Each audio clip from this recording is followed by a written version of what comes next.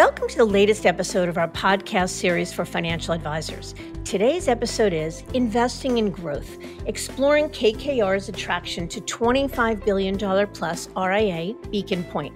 It's a conversation with Matt Cooper, president of Beacon Pointe, and Sasank Chary, managing director of KKR. I'm Mindy Diamond, and this is Mindy Diamond on Independence.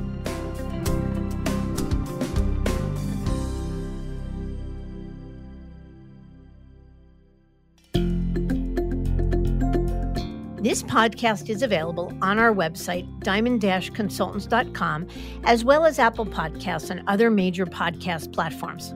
If you are not already a subscriber and want to be notified of new show releases, please subscribe right on your favorite podcast platform or on the episode page on our website. For Apple Podcast users, I'd be grateful if you'd give the show a review. Your input helps us to make the series better and alerts other advisors like you who may find the content to be relevant. And while you're at it, if you know others who are considering change or simply looking to learn more about the industry landscape, please feel free to share this episode or the series widely. Some of the most successful independent firms are created from a collective vision derived from individual experiences and a desire to achieve something bigger and better than themselves. Beacon Pointe Advisors, for example, turned that formula into the nation's largest female-led RIA with over $25 billion in assets under management and advisement. In fact, over 2 decades, Beacon Pointe has grown their presence from coast to coast based on making the most of one key factor: opportunity. It all started when the founding partners, Matt Cooper, a guest on this episode, met Shannon Yusi, Beacon Pointe's CEO, and Garth Flint, all of whom joined forces based on each of their visions for what an RIA should be. And you might say that worked out quite well, making it attractive to one of the leading private equity firms in the world, KKR, who announced their investment in Beacon Pointe at the end of 2021. KKR's investment in Beacon Pointe certainly speaks to how hot Beacon Pointe is as a firm, but it also speaks volumes about how hot and frothy M&A is in the RIA space in general. So in this episode, we look at what drives investments like this with perspectives from both sides of the table.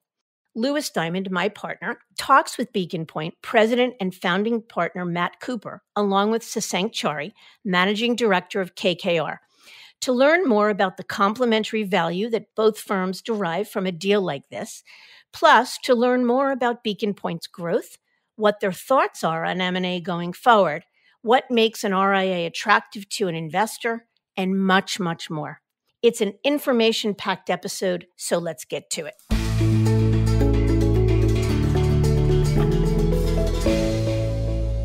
Matt, thank you so much for joining us today. Hey, Louis, it's great to be here.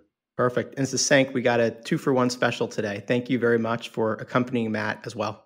Thank you, Louis. It's a pleasure to be here. Excellent. So let's get started. Matt, let's start with you. Can you tell us a little bit about your background before starting Beacon Pointe in 2003? Sure. My background, I've only had 2 jobs, Beacon Pointe being one, and the one prior to that was when I first got out of college, I started in the life insurance business.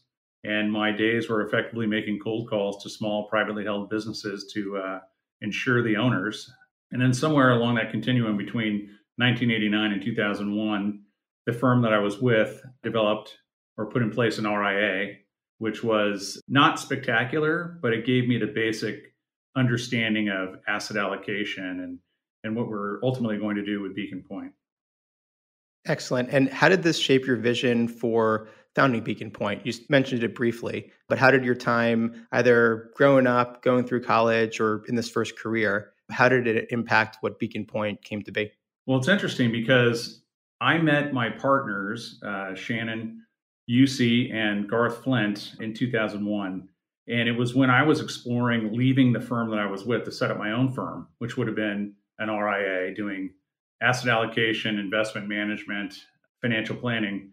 And I had the opportunity to join forces with Garth and Shannon. And Shannon happened to be writing the business plan for Beacon Pointe when she was in grad school. And so what you see in terms of Beacon Pointe today is not exactly what the business plan said back in the day, but She had the original vision. It just so happened that it just lined up with my vision and what I wanted to do in my career. So it was kind of fortuitous dumb luck for me. If you look back at that business plan today, just out of sheer curiosity, what percent of that vision do you think was put into reality? I think at the start, nearly all of it. So the premise was people want to have objective advice that's unbiased, unconflicted, and we could allocate to the very best managers, investment managers in each asset class. That was 2002. By the time we got to 2008, we'd become a planning first, full spectrum wealth management firm. So investments are still a very important part of what we do, but we lead with planning now. Great. Thanks for sharing. So Sasank, let's hand the mic to you. Can you tell us about your background and journey leading to joining KKR as a managing director? Sure. So I got into the financial services business coming out of school 20 years ago, initially in the investment banking business and then moving over to private equity after a couple of years.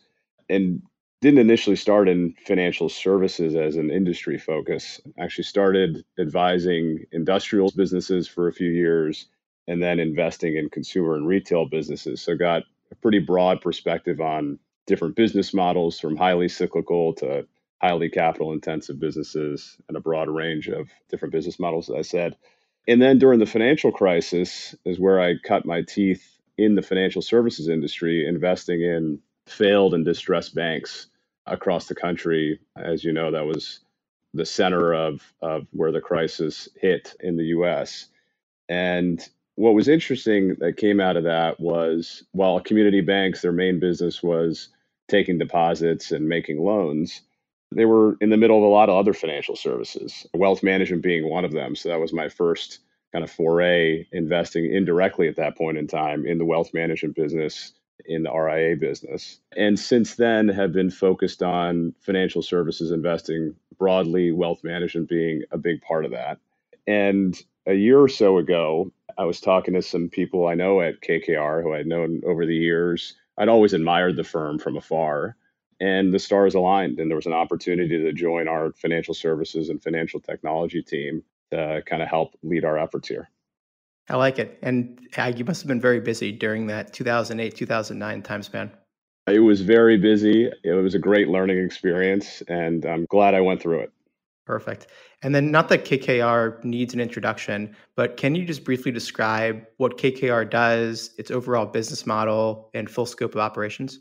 Yeah, sure. It's a great question because KKR is obviously known for being a pioneer in the US private equity business, which is the business I sit in today, but it's grown into something much larger than that over time. So I started 46 years ago in US private equity and then expanded geographically into Europe and then Asia over time. And if you fast forward and look at the business today, we manage close to $500 billion in assets globally across a variety of strategies spanning from private equity to real assets. So think real estate and infrastructure and credit across those three broad geographies.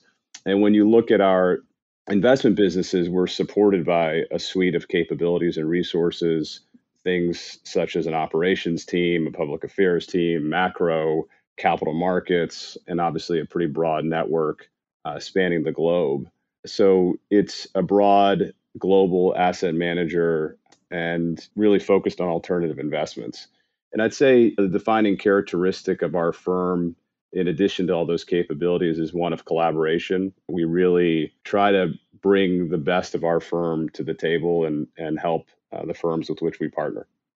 Yeah, it sounds that way. And from reputation alone, of course, it's a very impressive organization. And what I was most excited about to hear from you today, and we'll get to in a bit, but just kind of setting the table, is seeing the name like KKR investing in Beacon Pointe. To me, it was an amazing event for the RIA industry. People many times think of RIAs as just small businesses that aren't as sophisticated as a big bank or a wirehouse. But having the KKR imprimatur, not just on Beacon Pointe, which is an amazing accomplishment for Matt and Shannon and team, but also for the broader industry. So I think we'll get to it a little bit later, but stay tuned for hearing more about how KKR thought about the RIA channel and why they wanted to deploy their capital in such a competitive space. So Matt, let's flip back to you and to Beacon Pointe in particular. Describe Beacon Pointe today in terms of assets under management, number of employees, and just the overall value proposition. How would you briefly describe what you're doing to advisors and clients alike? Yeah, sure. Beacon Pointe today is now 25 billion plus in assets under management and advisement. There's about 350 employees in the firm across 37 offices nationwide. What we do for clients hasn't changed, and that's basically working with clients. We do everything client first, team second, owners last. If we keep it in that order, great things happen. So we're focused on the client, delivering the most value we can for the client. That's really about helping them make very complex, emotionally complex decisions, financial decisions with their life, giving them the confidence to make the proper decisions so they have the best outcomes for them and their family long term. Nothing's really changed in the last 10 years. That's always the goal. But I think we're able to deliver even more value now through whether it's estate planning advisory or tax advisory or whatever we may be doing. Matt, can you also just describe the scale of the firm in terms of assets under management? Yeah, today Beacon Pointe is more than 25 billion in assets under management and advisement, and we're continuing to grow. That's some amazing growth too. And just for perspective, how has the growth been the last few years at various milestones? Well, our growth has been really off the charts the last few years, both inorganically and organically. Between March of 2020 and December 31st of 21, we did 19 M&A transactions. We've also completed 3 more this year in 2022. So it's been very, very active from an inorganic perspective, but our what we call same store sales or the organic growth rates for each office have also been very impressive over that time period.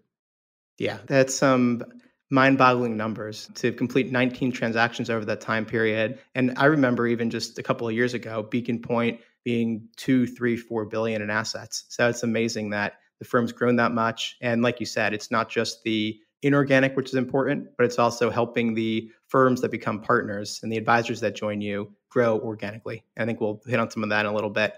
Okay, so let's back up the train real quickly here. So you talked a little bit about how you came to meet your partner, Shannon Usey, back when Beacon Pointe was founded in 2002. But when Shannon started the firm in 2002 and you joined, did Beacon Pointe have any assets? And what were you starting with? And then how did you kind of build it from there? Yeah, so we literally had 0 assets. And I joined Shannon in 2001 before we even opened the doors. And the plan was to roll a team out of another firm that was predominantly an institutional consulting firm. And we were able to move about $1.1 billion in client assets from that predecessor firm.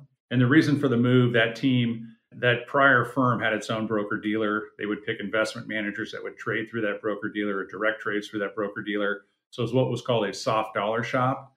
And the team didn't want that conflict or even perceived conflict. And so we were able to bring that team to Beacon Pointe. Between myself and Shannon, we were able to cobble together about 60 million in private client assets to get going. So within the first 6 months, we had about $1.1 billion in institutional consulting assets and about 60 million in private client assets. Yeah, but starting from 0, that's tough. A lot of advisors who listen to this show, and certainly ones that we've had, they're at least starting a business with a base of assets. Not that it's hard to start in any segment of the industry, but to start from 0 and to build the infrastructure and have the conviction to keep investing your time and capital into a startup. Clearly, it was well worth it, but hard work had to be a big part of the equation. It sure was. So Matt, let's go back to the founding value proposition of Beacon Pointe. What was the gap in the market that you were looking to fill? Because listening to what you described earlier, conflict-free, picking the best managers, it sounded somewhat similar to what others may say. But we know that any business has to be filling a gap that is not already filled by another business. So what's your take on that line of thinking? Sure. So remember, that's 20 years ago. And the unconflicted RIA story, the fiduciary model, was yet to become the predominant model. It was very wirehouse and independent broker dealer dominated. In addition to that, there were numerous asset managers that were claiming to be the overall solution to clients' needs with respect to investments, but they may only be a large cap growth shop or a large cap value shop. And so our thought was, can we deliver a fully diversified portfolio of the very best managers in a way that we're only paid by the client and our only incentive is to do what's in the best interest of the client? So that model was not widespread at that point, and it was a fairly new concept. I have to tell you, though, 6 or 7 years later, everybody was saying they were unconflicted and everybody was talking about being a fiduciary. So that it became commoditized quite quickly. And we were just lucky to get out of the gates and get rolling when we did. Yeah, sounds that way. So at what point did you feel like the business really hit a turning point and things started to take off? The growth was more sustainable. You're probably still working hard, still in startup mentality, where you can kind of take a deep breath and say, okay, I think we're onto something here. And this is something that has major value and will continue to grow over time. I don't know if I ever stopped taking a deep breath. I have to tell you, we always did it with a smile on our face, but I mean, we're still working just as hard today as we did 20 years ago, but we're having a great time doing it. And I don't want that to sound cliche or trite or anything like that. It's just, I think it's in our DNA. But the turning point for the business really was in 2010. Shannon was on the TD Ameritrade Institutional Advisor panel and going off, and I was coming on. And so it was the only time with respect to the TD Advisor panel where that her and I were in the same room at the same time.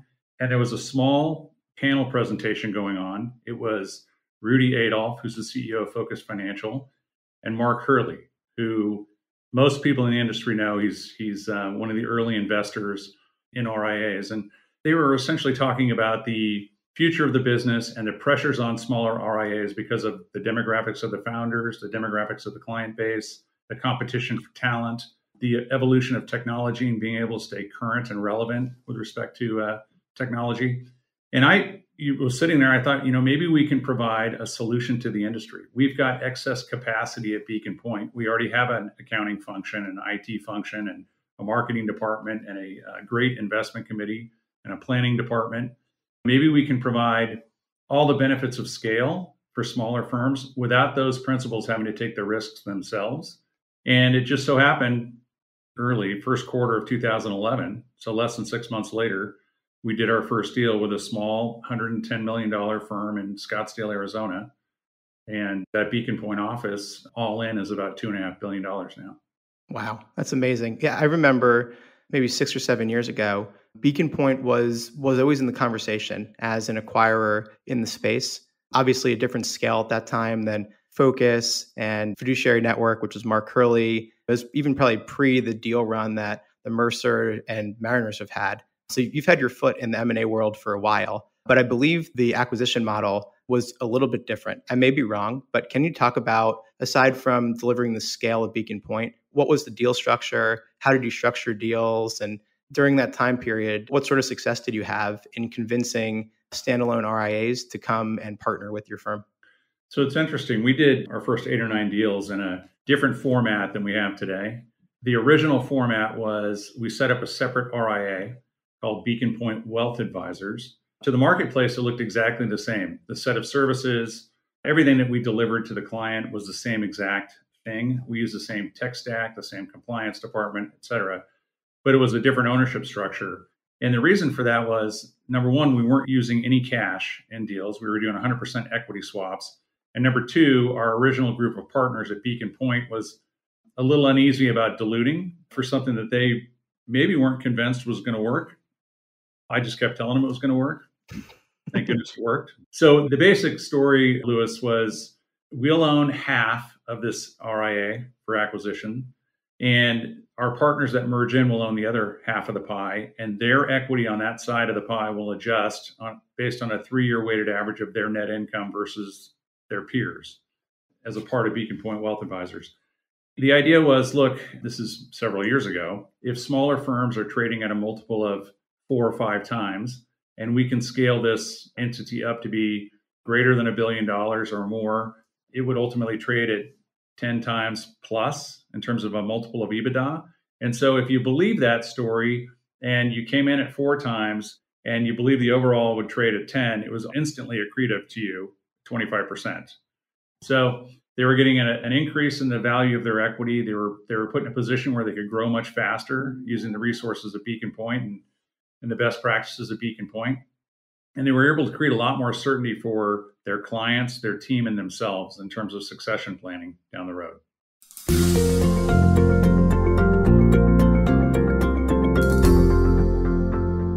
It's hard to believe, and I do remember when you were doing all equity in deals, but you must have met a decent amount of resistance that you're asking advisors who own their own business, they're the captains of their own ship, to, hey, come take a chance, and not just giving up control over some elements, which is tough for many people, but also doing it without taking chips off the table. So was your conversion rate, do you think, was less back then than it is now, where you can put all cash or have at least a vast amount more in deals versus 100% equity? Well, by the time we did the first private equity transaction in March of 2020, that model was no longer going to be successful in the marketplace because we had so many new entrants that were using, large amounts of cash and deals and creating much more creative structures. So it worked really well in the beginning. And it was interesting because we did take the model. I remember Shannon and I up meeting with the top guys at Schwab Institutional. And then I went and met with Mike Durbin when he was running Fidelity's RIA unit, as well as the Tom Bradley, Tom Nally, when they were running TD Institutional, just kind of walking them through the model. I'm not sure anybody was convinced that it would actually work. They also were leaning on the paradigm that this would be a great succession tool for older advisors. A couple of surprises. One, it did work, and it worked fabulously. And then number two, the average age of the advisor that was willing to take a leap and merge in and take the Beacon Point Wealth Advisors equity in exchange, the average age was in their mid-40s. And it turned out to be a phenomenal growth model, not a succession model, but a real growth model. It sounds that way. The structure itself kind of self-selects, because thinking, I would assume, is if you're using this as a succession plan and you're looking to retire or phase out, you want to be in, you're trying to find something with more certainty. So likely the focuses of the world probably did better on the succession side. But the good thing is you got younger advisors who were still growth oriented, and probably most of which are still part of your firm today. That's true. That's very true. So how about today? Today, Beacon Point's one of the top deal makers in the industry, consistently, as you mentioned in the beginning, done 19 deals over the last little bit. And you're always top of mind for firms who are interested in a potential sale or merger. So can you explain your current M&A approach and how maybe it's changed or adjusted over the years? Sure. When we realized that we weren't going to be able to continue really being successful by our definition of success with our old model, we knew that we'd have to bring capital into the firm, and we knew that we needed to merge the two underlying RIAs together into one equity. We needed to have perfect alignment amongst all of the shareholders. And we were really close in the old model, but it started to get a little bit out of alignment, as it got bigger. So we also recognized that we had three partners that did want to retire, or they wanted to take all of their equity off the table.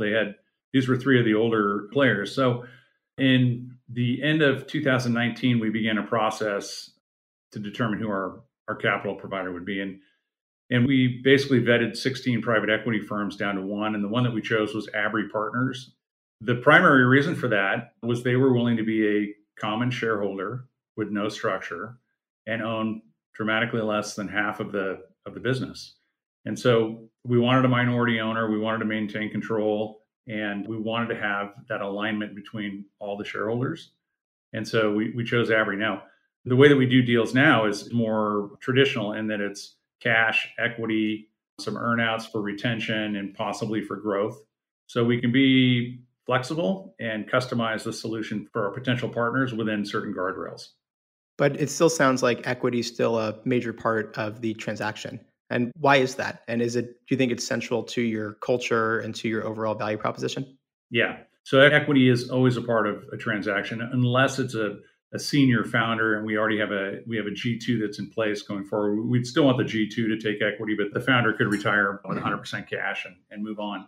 But it's incredibly important for alignment purposes. We pride ourselves on being arguably the most collaborative group. And when I say that, I mean all of the partners around the country who have taken that equity give us feedback and help us shape and steer the company longer term.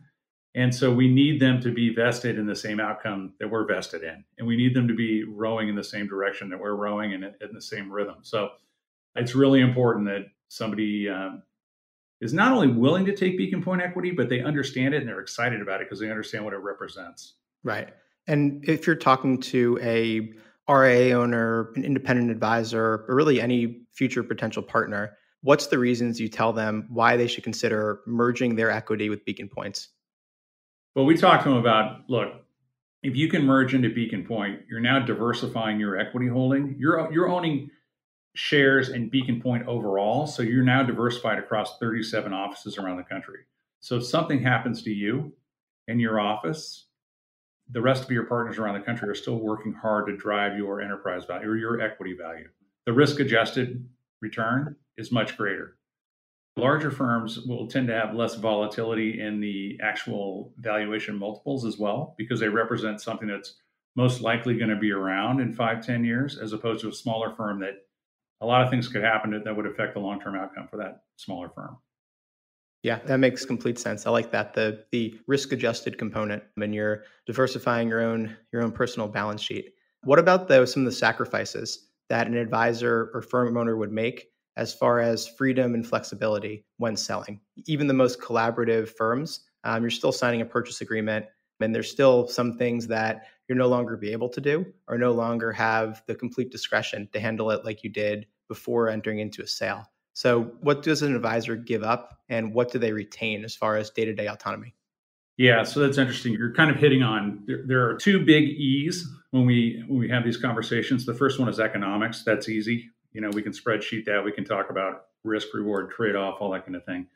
But the other E is all around control. And this is where we spend most of our time, because Beacon Pointe is a fully integrated model, which means they rebrand to Beacon Pointe. They come onto our tech stack. They use our investment platform, which is very broad and deep, but it's still a change for them.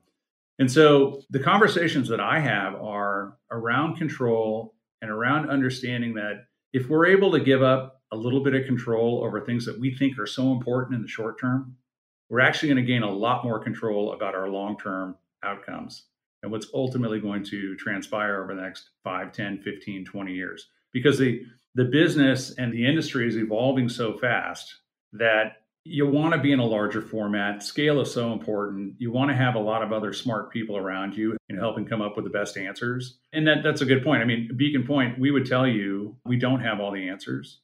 I mean, we have 20 years of mistakes that really help inform us. But what we do have are 40 plus really bright partners in the room with us, along with a world-class partner in KKR that's helping us get to the right answer on things. Yeah, I like that. And it's humility to know you don't know everything. And I know from experience that an advisor does have a higher degree of day-to-day autonomy on your platform than many of the firms you're probably bidding against on deals. So it has to be vetted out, but there's always a happy medium between being in a complete conformance model to just having a loose confederation of affiliated advisors. I really think from personal experience that Beacon Pointe sits right in the middle for what it's worth. Well, thank you. I mean, it is one way of doing things at Beacon Pointe, but that one way has been generated by the collaboration of everybody in the firm, right? So everybody has a voice. Everybody's voice is heard. We don't act on every idea, but we do try to find the best ones and make them work for everybody. Excellent. Okay, so let's talk about the exciting stuff. So you mentioned the initial relationship with Abry Partners, where it was announced in the press in March of 2020 that Beacon Pointe was opting to sell a minority interest to the firm. So you hit on some of the thinking behind it about wanting to put cash in deal structures, buy out some retiring partners. What else, though, has external capital enabled you to do differently? Because a lot of advisors who are probably listening grapple with keeping control and keeping longer term economics for themselves, but weighing that against the benefits that a sophisticated third-party investor or capital partner might bring to the table. So I'm curious, just your thinking at that time. Was it just the need for capital to have cash in deals and to buy out partners, or was there more to the thinking? There's definitely more to the thinking. I think the cash is the obvious one, and being able to invest where we need to invest in the business. But almost every firm in our space originated as some form of practice. It's a cottage industry, highly fragmented. We all kind of grew up as advisors first. We weren't people that were former CEOs of large enterprise scaled businesses that are now coming into the RIA space, right? So I think a lot of what we knew that what got us from where we were to 9 billion or whatever it was when Abry came in, that kind of thinking, that linear thinking wasn't going to get us from 9 billion to 90 billion.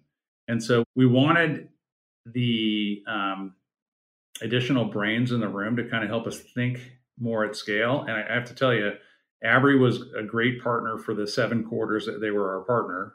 Obviously, the results speak for themselves, and that's why they were able to exit so early. KKR takes that thinking to a whole different level in terms of scaling the business.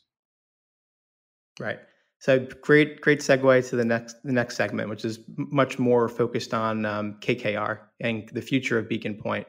So in November of 2021, KKR took out Abri as your private equity partner, with Beacon Point still owning the majority of the equity. What led you to KKR at that time? So there were a few reasons why we chose KKR, and there were 12 private equity firms in that process. Goldman Sachs ran a very orchestrated process. We met with everybody over fireside chats over the summer of last year. We reduced that original number down to 6, where we received bids, and then we had 3 finalists in the mix, KKR being the winner. And what drew us to KKR were a few things. Number one, well, the team's great. I mean, it's a great group of people, Sasank being one of them.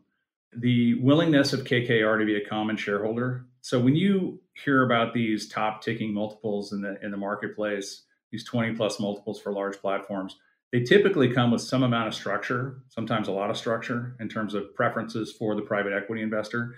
KKR said, no, we'll be a common investor in Beacon Point, just like the rest of the shareholders. So they're in the same economics that we're in. Number two, when we went across the shareholder base and talked to everybody about how much liquidity that they would want as a part of the KKR transaction versus how much equity they wanted to roll forward, virtually to a person, with the exception of one person who retired, everybody else sold less than half of their interest.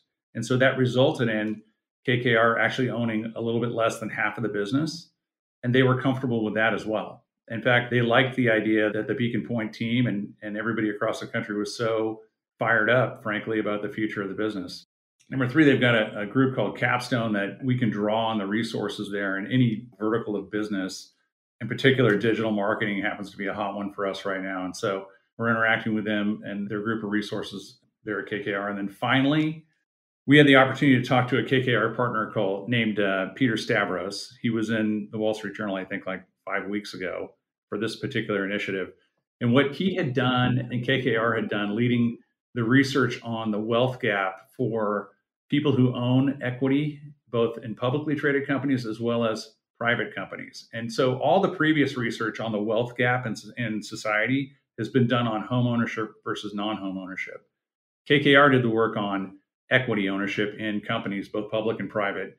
And what they determined was the wealth gap could be as much as 10 times greater for those who own or don't own equity in a privately held business. So they began to promote broad-based employee ownership across their portfolio companies and take that thinking to the PE community at large and really, really push for broader ownership in companies. That was always something that was attractive to Shannon, myself, and all the other partners at Beacon Point. So there were those 4 things in general that led us to pick KKR. Yeah, it sounds like they kind of hit the nail on the head too, with keeping alignment with the core part of the value proposition for Beacon Point, which was employee ownership. And also very interesting that you were still able to retain, or you and your advisor partners were still able to retain more of the economics than KKR was. So obviously KKR is the brand in the private equity industry, or at least one of the top 2 or 3 that someone might think of. As you've developed the relationship with the team, was there anything that you've been surprised by? Really, no. They're extremely thoughtful. I can tell you, like when we're reviewing a potential M&A transaction, Abri had their typical questions, 3 or 4 or 5 questions, and let's just say KKR may have 7 or 8, but they're interesting. They make me stop and go, wait a minute, I didn't even think of that. I don't know, I'll get the answer. So they're making us better, but in a very soft, positive way. Now it's early; it's very early in the relationship, but I mean, we've seen nothing but just great indicators throughout the way. Last question for you before we flip it over to Sasank. What are some things that KKR is helping you achieve that wouldn't have been possible otherwise? Well, I think the KKR's thoughts are around how do we scale this business from a $25 billion business to a $250 billion business? What needs to happen along the way to get there? So they are the same way that we give our clients confidence to make decisions around the business. They give us confidence to make decisions around certain hires that we need to make, investments in technology that we need to make. When you grow a business from 0 assets to where we did, and you bootstrap it from 2002 until 2020 in the process by reinvesting your capital back in the business over and over again, you get into a pattern of making decisions that's really cost focused as opposed to investment focused. So they're giving us the confidence to really make the investments where we need to make the investments at an even faster pace than we ever have in the past. That's some lofty ambitions you got there, Matt. You better end this podcast early so you can get back to work. Thank you. All right, Sasank, thank you for hanging with us here. So let's turn the line of questioning over to you. We'd love to hear about KKR's thoughts on the RIA space in general. I know a number of years ago, KKR was one of the investors in Focus Financial Partners. So maybe that's part of it, but we'd love to hear just overall broad thinking on the attractiveness or the thesis behind the RIA space. And then we'll turn it to what you saw in Beacon Pointe in particular.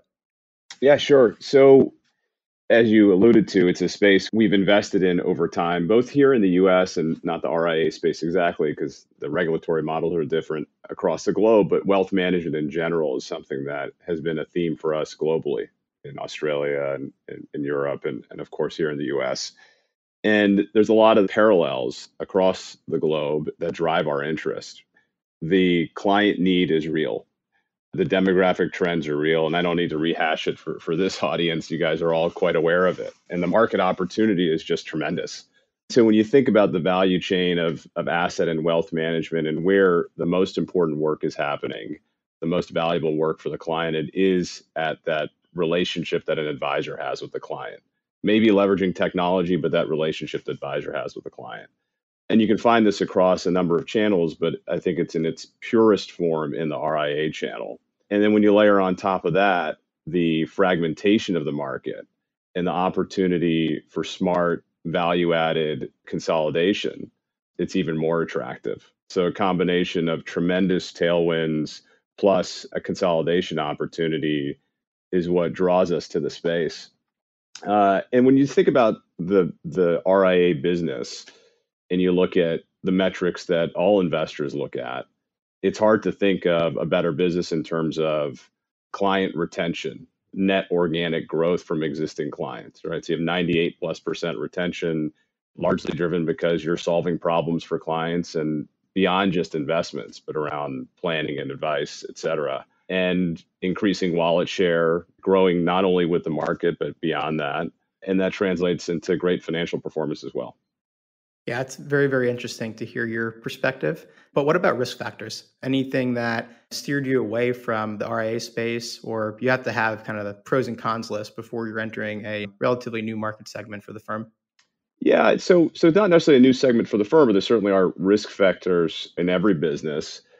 When we think about the RIA industry, the key risk that we do focus on is making sure firms don't get complacent. The RIA space will need to continue to evolve, will need to continue to deliver more and better solutions for their clients, will need to continue to adopt and leverage technology to do that and maintain the privileged position that they have with clients. I mean, there's certainly other risks around the market can go up, it can go down, but we're long-term investors and it's on our mind, but we're much more focused on continue to deliver a good product and service for the client to maintain that advantage position. Exactly. And you picked your partner in Beacon Pointe. So can you talk about what your team found attractive about investing in Beacon Pointe? I'm sure you've looked at hundreds and hundreds of potential platforms to partner with. So obviously it has to be a good match both on the buy side and the sell side. But given KKR standing in the marketplace, Beacon Pointe couldn't have been the first firm that came across your desk. So what was it that led you to jump with both feet into a partnership with Matt and Shannon and their team at Beacon Pointe? It's a few factors. I mean, it starts the first time we met Matt and Shannon and team, there was definitely an alignment around, just the way we saw the industry and the growth mindset. You heard Matt talk about the aspirations for the business over time. And we love the industry and we were looking to find a firm to partner with that had a similar vision of what the future could look like. And we're delighted to have the opportunity to partner with Beacon Pointe. And then if you kind of get under the hood and look specifically, what are those ingredients that we think make Beacon Pointe a great firm to partner with that can be one of the winners, one of the real national platforms in the RIA space? It's really three pieces. And it really goes back in our mind to some of the history that Matt provided. The firm's been around for 20 years. most of that time without outside capital, which I think created a need for them to really hone in on the culture, hone in on the platform and the technology so they had a real value proposition to offer to advisors. So the first piece is the platform, a centralized approach with the appropriate amount of flexibility around it that you were alluding to before, but a centralized approach and operations and technology that will help advisors do their job better, grow more quickly. The second piece is the organic growth track record. Beacon Point's grown double digits organically, meaning excluding the benefit of market, for a long time across geographies. And that was important to us as well, to see it across geographies, because you'll often find a firm that's in one market, they've done very well over time, but they haven't gotten to the point where they've replicated across multiple markets in the country. And Beacon Point's certainly done that. And the third piece is M&A. Matt gave you a little bit of the background around the M&A model going back over a decade, but there's a real track record of success, a real process around vetting candidates or potential firms to partner with and bringing them in and incorporating them into the Beacon Point model in a really effective way. So that combination of platform, organic growth, M&A growth, and the culture of the organization and the growth mindset of the organization creates, in our mind, a pretty interesting virtuous cycle of success that can get accelerated over the next 5 to 10 years. Well said. I love that. Thank you very much for sharing. Okay, so Sasank, we'd love to get your thoughts on just valuations. Right now, as we're recording this episode in the end of the second quarter of 2022, valuations for RIAs are certainly high. Market's going through a bit of a rough patch, but we've definitely seen a pretty large uptick in valuations for well-run registered investment advisory firms. So I'm curious, where do we go from here? Any thoughts on this segment being in bubble territory, or do you see valuations still having some room to run? Yeah, it's a good question. I mean, first, to address the bubble territory part of the question, a bubble implies something's going to burst, and bubbles, I think, historically are created in environments where there's no fundamentals supporting the valuation. So when we look at this space, none of those dynamics exist. The fundamentals are tremendous. There's too few advisors relative to the demand for advice. The business characteristics I alluded to before are phenomenal. So we think valuations for the wealth management space will always be at a premium relative to the average business, certainly. Where valuations are going specifically, I'm not sure I know or we know exactly. Certainly, we've been in an environment where valuations for all sectors have been higher than historical averages as a result of perennially low interest rates and other factors, and that can certainly ebb and flow. But when you think about the business model itself, like I said, we believe it's one that will always command a premium valuation because of the fundamentals of the business and because of the market opportunity. Yeah, I like that line of thinking, and I think you're right. No one has that crystal ball, but you look at the fundamentals of the industry, and as long as those continue to stay true, then that's the answer. So let's talk about some of the, and I have air quotes up, you can't see me, but the perils of private equity in the industry. It's probably a somewhat misunderstood type of investor. And when advisors often hear private equity, they think cost cutting and corporate raiders and more like the Michael Douglas character in Wall Street versus less of a partner that Matt described earlier. So what would you tell to an advisor who's considering selling their business to a company like Beacon Point or to another private equity backed firm? How would you either counteract that claim or maybe validate their thinking? Yeah, so I think there is a perception of private equity that exists that you alluded to, but the reality is we are in the business of investing in great businesses and trying to find ways to help and make them even greater over time. And that is really driven largely through growth, particularly in a market like wealth management, where there is such a tremendous opportunity. And a company like Beacon Point that's at an inflection point where this is the time to invest in growth, right? So there's very much a growth orientation.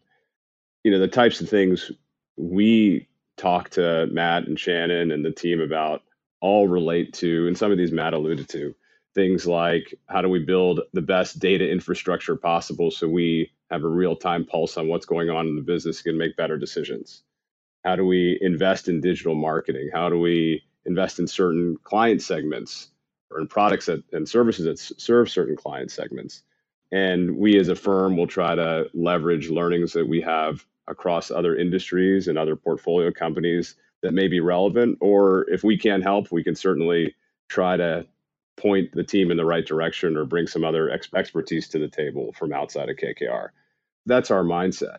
In terms of advice, though, I'd say that an advisor or firm thinking about selling to Beacon Pointe or another PE-backed firm should do their diligence, right? And really talk to other advisors who are there and understand what the culture is like, what it's like to have PE ownership, and get a real feel for it. And I think if they do that, certainly at Beacon Pointe, they'd find an organization that is not focused on what the Michael Douglas character would be focused on, but much more focused on building the best national RIA platform that we could possibly be.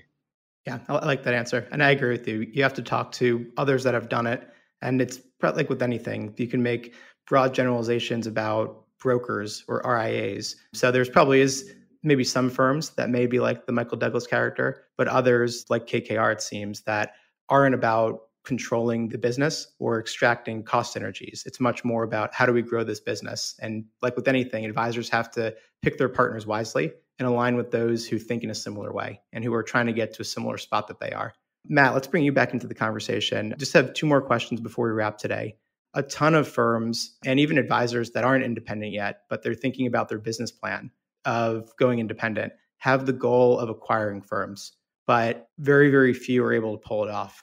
For every, probably this is a guess, 3 that endeavor to be an acquirer, maybe one is able to even pull off one deal. So what would be your advice to advisors or independents who have the goal of acquiring? What's 1 or 2 things you'd share with them? Not that you want to create new competitors, but in the spirit of abundance and helping the industry, what would you say to that?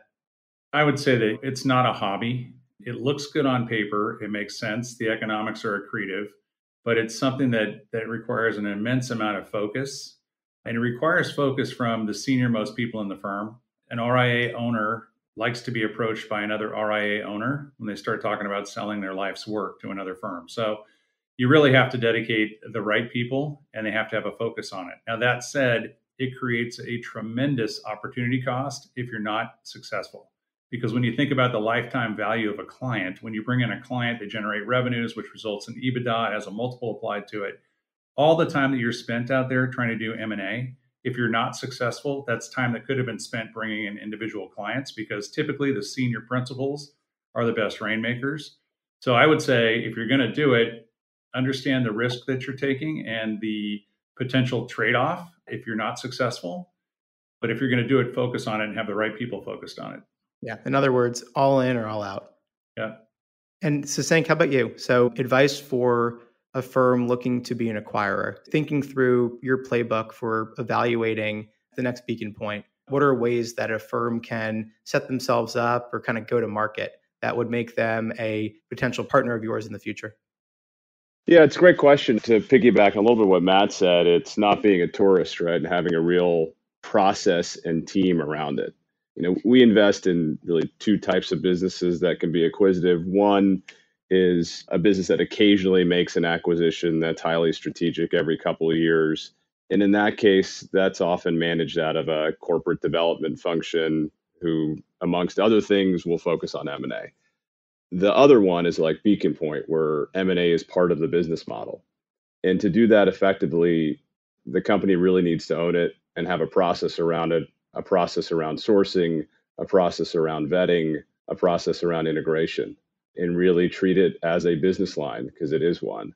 So that would be, to me, my advice in this industry and other similar industries, to treat it like anything else. Like organic growth requires a certain level of focus and attention, so does M&A. All right. So last line of questioning here. Let's call on Matt for this one. So 5 years from now, what do you think Beacon Pointe looks like? You talked about the vision of getting to 250 billion. Is that where you're at in 5 years? And how does the business changed over that time to where it's going to be in the year 2027 or so? So I use the number 250 billion because that would be 10x where we currently are. And that's the way I like to think about things. I'd be perfectly happy if it was 249 billion. So I'm sure you would be. I think it's going to be remarkably larger. We'd like to be in every primary and secondary market across the country, but we're not going to do that at the expense of the people or the culture. I mean, Beacon Point, our first 3 screens when we're talking to a potential partner are no jerks allowed, no jerks allowed, no jerks allowed. That applies in everything we do. So to the extent that we can continue to find great people, great partners that are accretive to the firm beyond the economics, we'll keep going. And so far, so good. It's still a big blue ocean. There's a ton of opportunity out there, and we're optimistic. And I think we can approach those numbers that I threw out there, the $250 billion. But we have to work hard. We have to be focused, and we can't lower our standards. Yeah. And is the eventual goal to have an IPO, or in an ideal world, will you stay private for the long run? There's a range of outcomes over the next 5 to 7 years. I don't know that IPO is the one that we're focused on. I mean, that's a complete unknown to us.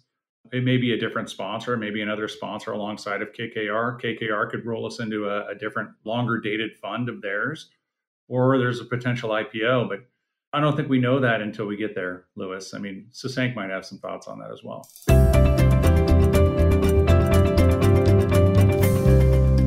Sasank, similar question to you, and just to build on it, what would signify a successful investment for KKR other than a really nice financial return? And this relates to the question around IPO as well, which is our focus is to help build the best business we can, right? And so in this case, what would signify success, not only a business that's significantly larger, but is doing more and better for its clients. The industry will continue to evolve, as I alluded to before, and I think Beacon Point hopefully will be a leader in that, in providing additional products and services and capabilities and leveraging technology to do that better. That would define success. If people think about what is a great national RIA, success would be if Beacon Point is one of the top names that comes to mind. And if we're able to do that, that'll lead to financial success as well. And it will also lead to tremendous optionality on whatever the right liquidity event is. We like to invest in businesses that have a lot of optionality, that have the scale, have the market opportunity, have the continued growth potential at exit, if you will. So the next investor, whether that's another fund of KKR's or a new investor or the public markets, sees tremendous opportunity ahead, and that'll drive a great financial outcome. Well said. I like it. And that's good advice for anyone, is preserving optionality is never a bad thing. So wanted to thank you both for being very generous with your time today, sharing your insights, and both being patient too. I know I kind of tilted the conversation toward one of you each time, but you're both partners, and hopefully it was time well spent for you too. So thank you again. Thank you very much. Thanks, Louis.